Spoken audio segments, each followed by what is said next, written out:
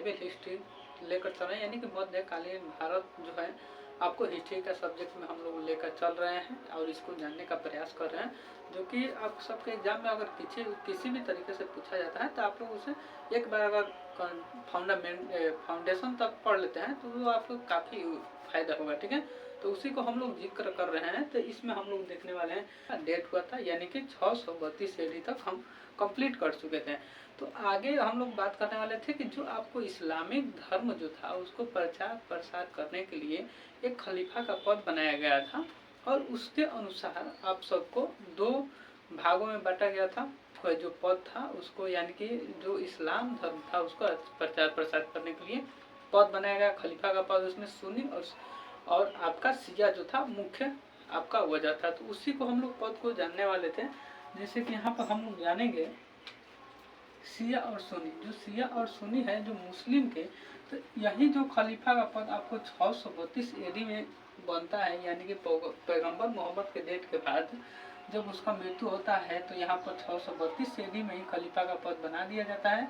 और यहाँ शिया और सुन्नी, तो देखिए शिया जो है आपके, शिया के अनुसार जो अली है वो फर्स्ट नंबर, इसका दामाद पैगंबर मोहम्मद है वो आपके, ठीक है।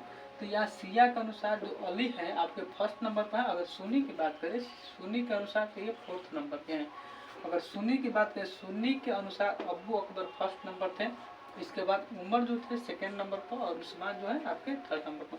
मैंने इसलिए लिख कर रखा है कि आगे हम दिक्कत ना होगा, जो मतलब की बातें समझाना है मैं तो वो आपको समझा ही दूंगा, लेकिन जो दिक्कत ना हो आगे उसके लिए। ये भी आपके समर्थक थे पैगंबर मोहम्मद के। तो मैंने लगभग आपको कहाँ तक कवर करा दिए थे, आप लोग बताइएगा। तो मैंने कहाँ से 570 AD बताए थे, 610 AD में भी बता चुके हैं, और 622 AD, और उसके बाद 632 AD तक यहाँ तक मैंने कंप्लीट कर चुका है। तो अब हम लोग जानेंगे कि पैगंबर मोहम्मद के बाद इस्लाम धर्म को जो प्रचार प्रसार किया गया वो किसके अनुसार किया गया। तो जो इसी के साथ जो यहाँ पर पद बना 632 AD में खलीफा का पद निर्माण होता है, आपके बनाया जाता है खलीफा का पद। और इसका जो पद का जो खलीफा के पद पर जो रहता है उसका नाम क्या था, उसका नाम था सुलेमान। क्या था नाम, उसका ही नाम था आपके सुलेमान, याद रखिएगा इसका ही नाम सुलेमान था। ठीक है, तो ये फर्स्टली अगर देखिए यही पर आपको खलीफा के पद के अनुसार मैंने यहाँ पर लिख रखा है कि यही पद अपने समर्थक को जगह जगह अलग देशों में प्रचार करने के लिए भेजते थे। तो कौन से आपके यही जो खलीफा जो है आपके, इसी के अनुसार अलग अलग देश में अलग अलग जगह पर आपको इसका प्रचार प्रसार किया जाता है। तो प्रचार प्रसार कई तरह से किए जाते हैं, कोई आपको अनुशासन में रह कर करता है, कोई अनुशासन को तोड़कर करता है। मतलब कि जान लीजिए जैसे कि हम हैं और आप हैं, ठीक है, मैंने किसी को समझाकर बुझाकर धर्म को प्रचार प्रसार किया, कोई और जो व्यक्ति है वो अपने लड़ाई के दम पर उस धर्म को उसके अंदर यानी कि उन लोगों में परिवर्तित किया, ठीक है, यानी कि उसको जबरदस्ती बनाया। अब मैंने क्या किया, उसको समझाकर बुझाकर अनुशासन में रहते हुए। तो आपका जो भी है कई कारण हो सकते हैं, किसी का प्रचार प्रसार करने का मुख्य कारण कई तरीके से हो सकते हैं।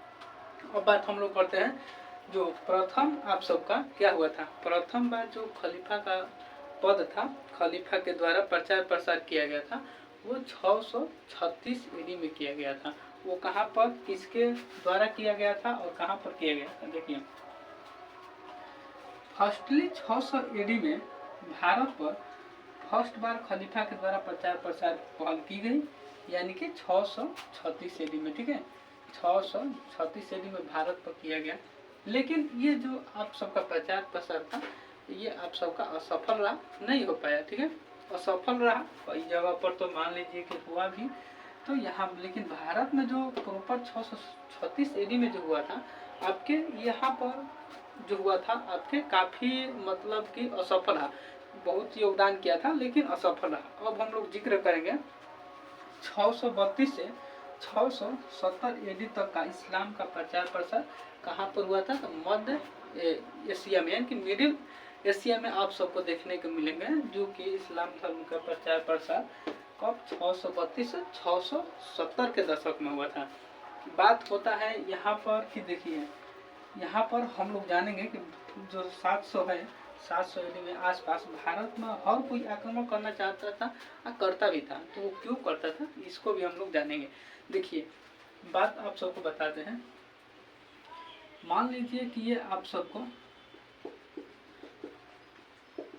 यहाँ पर आप सबको मान लीजिए कि मुस्लिम है, मुस्लिम आप सबको हो गया, इस्लामी हो गया। जहाँ पर इस्लाम सबसे ज्यादातर है, यानी कि अधिक प्रभाव होता है, वहाँ पर खलीफा के प्रशासन यानी कि शासन द्वारा यहाँ पर प्रशासन चलाया जाता था। मतलब कहने के मतलब कि यहाँ पर जब इस्लाम सबसे ज़्यादा है, यहाँ पर खलीफा के द्वारा आपके यहाँ पर एक प्रशासन बैठा दिया जाता है। ठीक है, याद रखिएगा, एक प्रशासन बैठा दिया जाता है जो आपके मतलब की जानेंगे।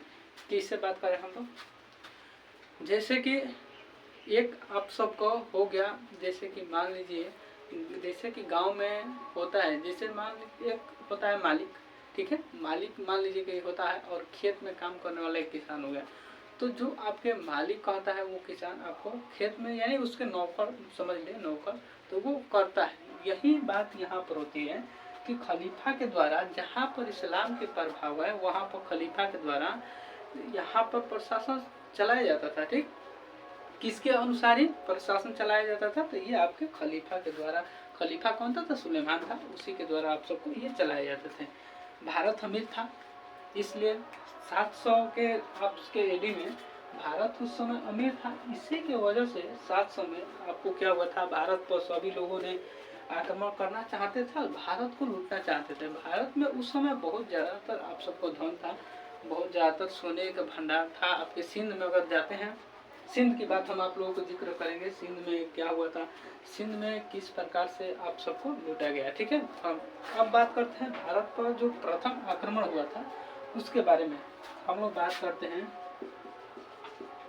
भारत पर प्रथम सफल आक्रमण ये इस्लाम के द्वारा या मुस्लिम के द्वारा कहे तो सफल आक्रमण होता है भारत में। कब, उसको जिक्र करते हैं 611 AD में। अब हम लोग तो 612 तक समझ ही चुके हैं, 610 यानी कि कहाँ तक, 700 तक पहुँच चुके हैं। 711 AD में क्या होता है, खलीफा का जो है, खलीफा के द्वारा, यानी खलीफा कौन है, सुलेमान है। यहाँ फारस का एक शासक है जो कि अल हजाज है, उसका नाम क्या है, यहाँ पर फारस का एक शासक है, उसका नाम अल हजाज है। ठीक, यहाँ पर ध्यान दीजिएगा। और ये जो है आपका एक व्यापार करने वाला था, जो कि आपके श्रीलंका से व्यापार करता था। देखिए यहाँ पर आप सबको हम कोशिश कर रहे हैं,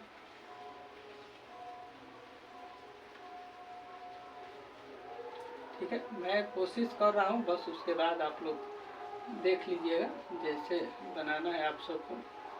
मुझे तो बनाने में अभी दिक्कत हो रही है, लेकिन कुछ नहीं, समझ जाएंगे। देखिए यहाँ पर इसको छोड़ दीजिए। देखिए जैसे कि ये एरिया हो गया, जैसे कि यहाँ का ये जो क्षेत्र है आप सबको, ये आपके जो सटे हुए क्षेत्र है आप सबको, इधर सिंध के पास में आप सबको देखे होंगे सिंध। ठीक है, तो यहाँ पर जो गुजरात है, इधर आप सबको देखेंगे ऊपर में आपको सिंध जो है, यहीं पर सिंध में जो वंश चलता था, यानी कि जो शासक था, यहीं पर दाहिर रहता था। यहाँ का जो शासक है वो कौन है, दाहिर। याद रखिएगा, आगे चलकर इसी पर बात करने वाले हैं। ये किस वंश का था, तो ये ब्राह्मण वंश का था। वंश भी याद रखिए, ये किस वंश का था, तो ब्राह्मण वंश का ये रहने वाला था। तो यहाँ पर जिक्र होती है दाहिर की। तो दाहिर को क्यों यहाँ पर हुआ होता है, देखिए अब यहाँ से आप लोग को समझ में आएगा। ये अल हजाज जो था, अल हजाज आपके व्यापार था, व्यापारी था, श्रीलंका से। ये फारस यानी किसकी बात हो रही है, पहले फारस था, लेकिन वर्तमान में उसे इराक के या ईरान के नाम से जाना जाता है। ठीक है, ईरान के। तो यहाँ से आप सबको देखिए, यहाँ से मान लीजिए, यहाँ से है आपको ये श्रीलंका, यहाँ पर है, आप सबको यहाँ से व्यापार करता था। तो क्या हुआ, व्यापार करते वक्त यहाँ से जब इसकी यहाँ पर आप सब देखें, यहाँ पर देवला बंदरगाह हुआ, ये आपके सिंध प्रांत के नजदीक है देवला बंदरगाह। तो यहाँ पर जो इसकी जहाज आए थे, शिप जो आए थे, व्यापारी शिप जो थे, आपको देवला बंदरगाह पर सिंध प्रजाति के द्वारा लूट लिया गया था। क्या?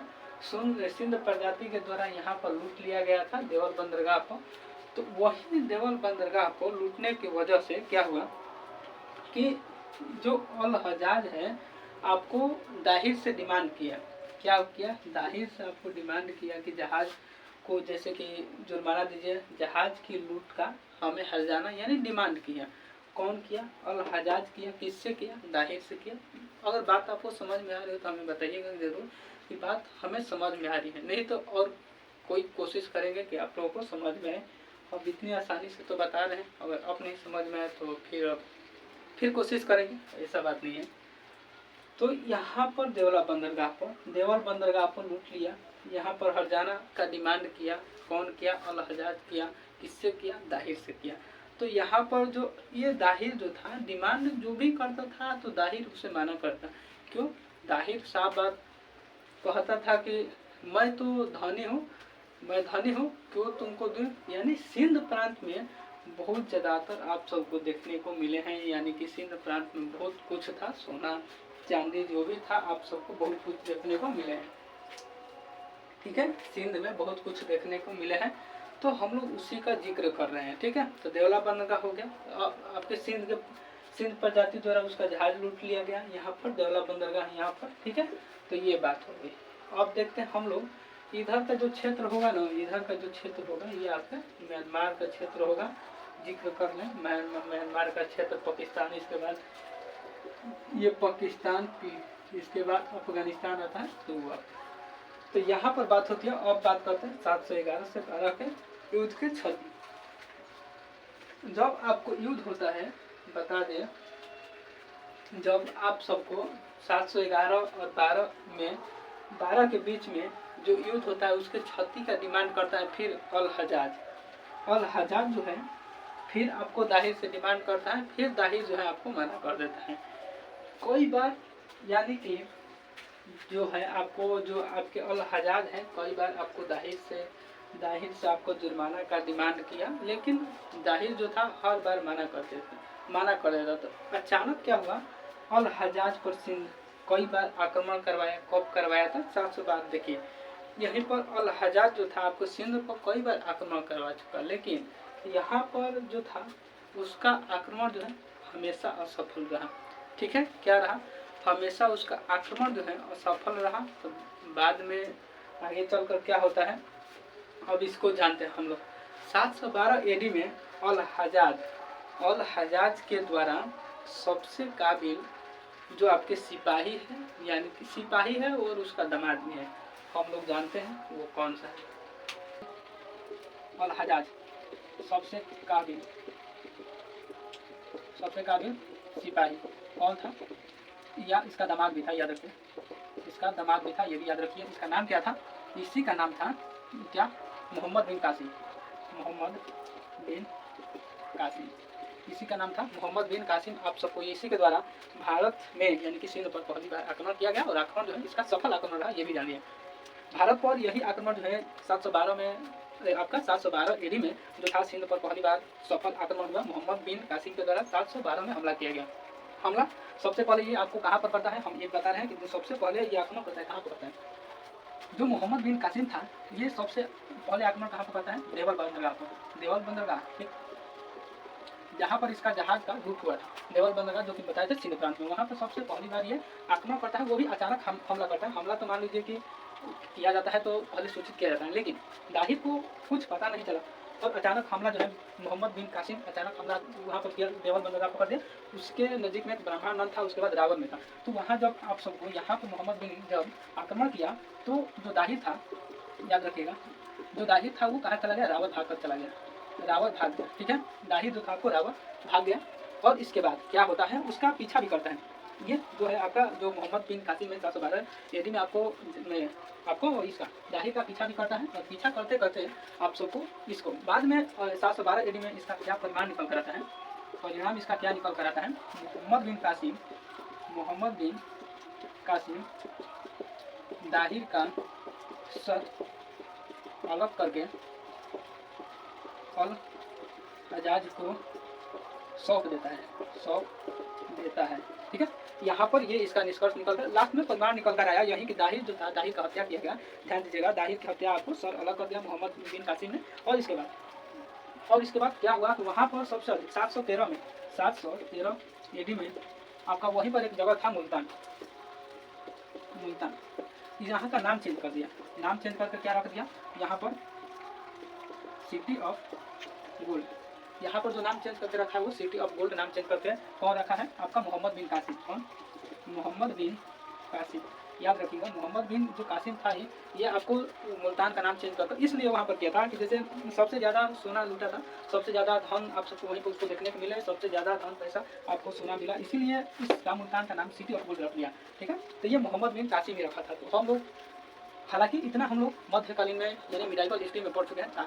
हमें जहाँ तक उम्मीद होगी कि आप सबको पूरे जितना भी मैंने बताया है सारे समझ में आया होगा। अगर कहीं पर किसी को डाउट भी होगा तो आप लोग हमें कमेंट बॉक्स में बताइएगा कि यहाँ पर डाउट है, यहाँ पर क्या चीज़ है, जो भी आपकी समस्या हो आप हमें बताइए, हम उसका सॉल्व करने का प्रयास करेंगे। ठीक है, तो देखिए अब यहाँ पर बात करेंगे हम लोग कि कैसे क्वेश्चन पूछे जाते हैं आपके एग्जाम में, किस लेवल से क्वेश्चन पूछे जाते हैं। देखिए सबसे पहले तो क्वेश्चन ये पूछा जाएगा कि मुल्तान को स्वर्ण नगरी नाम किसने दिया या किसने कहा। यहाँ पर ये सबसे पहली बार पूछा जाता है, तो ये क्वेश्चन आप सबको बनता है। मुल्तान का स्वर्ण नगरी या सिटी ऑफ गोल्ड किसने कहा था? मोहम्मद बिन कासिम ने कहा था। किसने कहा था? मोहम्मद बिन कासिम ने कहा था। ये बात को आप लोग ध्यान में लीजिएगा।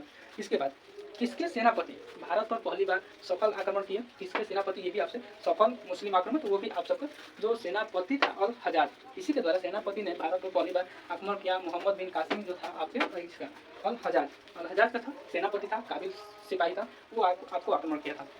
इसके बाद पूछा जाएगा कि रावण का युद्ध कहाँ पर हुआ था। यहाँ पर यह क्वेश्चन पूछा जा सकता है, रावण का युद्ध कहाँ पर हुआ था। तो रावण हम बताएं कि यहाँ पर जब अचानक से देवल बंदरगाह पर जब मोहम्मद बिन कासिम ने आप सबको आक्रमण किया था अचानक, तो जो आपके दाहिर था वो रावण चला गया था। रावण चला गया इसलिए कि वहाँ पर अचानक हमला हुआ था देवल बंदरगाह पर, पता नहीं चल पाया, इसलिए छोड़कर वहाँ से दाहिर रावण चला गया। तो जो आपके कहाँ पर है वो सिंध प्रांत में है। याद रखिएगा वो किस एरिया में, आपके सिंध के प्रांत में आता है, तो वो आप सबको मैंने बताया। तो यहाँ से जितने भी क्वेश्चन हो सकते हैं आप सबको मैंने बता दिए। कोई भी अगर आपको डाउट हो, कोई भी इशू हो, आप हमें बता सकते हैं बेझिझक। ठीक है, तो मैंने कोशिश करेंगे, प्रयास करेंगे कि जितना हो सके आप सबको आसानी से और सुलभ से समझा सके। यह है आपके मिडाइवल हिस्ट्री, जिससे पढ़ना तो बहुत कठिन है, लेकिन मैंने कोशिश करा है आप सबको शॉर्ट तरीके से समझाने के लिए, ताकि आप सबको जितना हो सके उतना ही हम बताने वाले हैं, उससे अधिक नहीं बताने वाले। ठीक है, तो आप लोगों को समझ में जो भी आया होगा आप वीडियो को अंत में रिप्लाई जरूर दे दीजिएगा, कमेंट बॉक्स में बता दीजिएगा, वीडियो को लाइक जरूर कीजिएगा। कल मिलते हैं नेक्स्ट वीडियो, तब तक धन्यवाद।